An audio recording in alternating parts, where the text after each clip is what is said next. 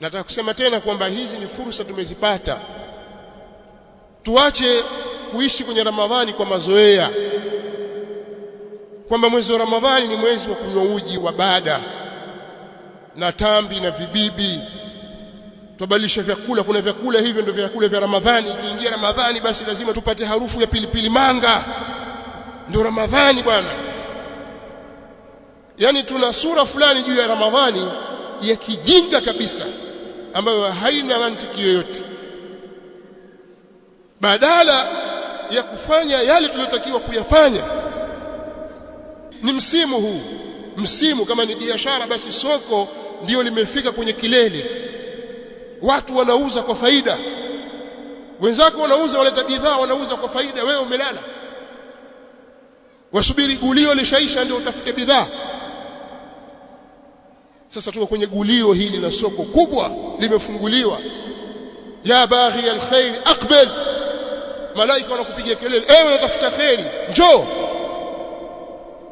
Wewe ndio kwanza uko barabarani, ndio kwanza wakoroma, ndio kwanza waminyana watu kwenye maskani mabishana tu na mambo yasiyokuwa na maana.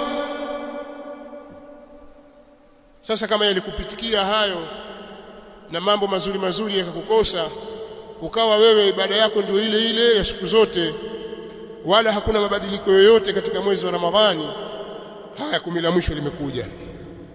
Jaa al-ashr al-akhir, watakiwa ubadilike, uitumie fursa hii vizuri kwa ibada. Na ibada ziko aina mbalimbali, ukichoka kufanya hivi utafanya hivi.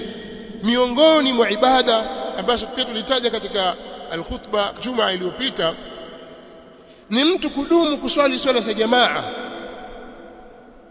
msikitini. Kwa wanaume, hudhuria swala za jamaa, dumu kuswali swala za sunna ar-rawatib, usiache. Jitahidi uswali swala ya tarawih kwa jamaa, kwa sababu fadhila za kuswali swala ya tarawih kwa jamaa, Mtume sallallahu alayhi wasallam anatuambia, man qama ma'a al-imami hatta yansarif kutiba lahu qiyamu layla, atakayesimama pamoja na imamu mpaka imamu akamaliza swala, anaandikiwa kuwa yeye amesimama usiku kucha, usiku wote. Lakini ukiswali nyumbani kwako peke yako huko hutapata, labda usimame usiku kucha kweli. Lakini umesimama na imamu pengine katika mwanzo wa usiku au katikati ya usiku, basi unaandikiwa kwamba wewe umeswali usiku wote. Jambo hilo litumie vizuri, usiache kuswali swala za sunna kama hizo, swala ya tarawih, qiyam. Kadhalika kukithirisha kuisoma Qur'an, kadhalika kukithirisha sadaqa.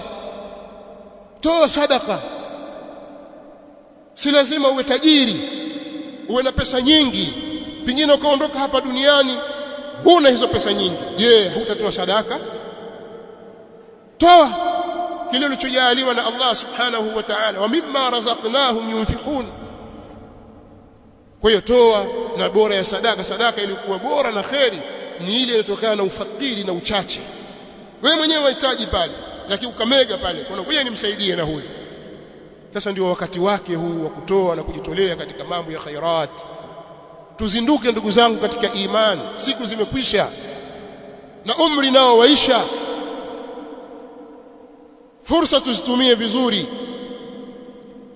Wallahu ta'ala a'la wa a'lam.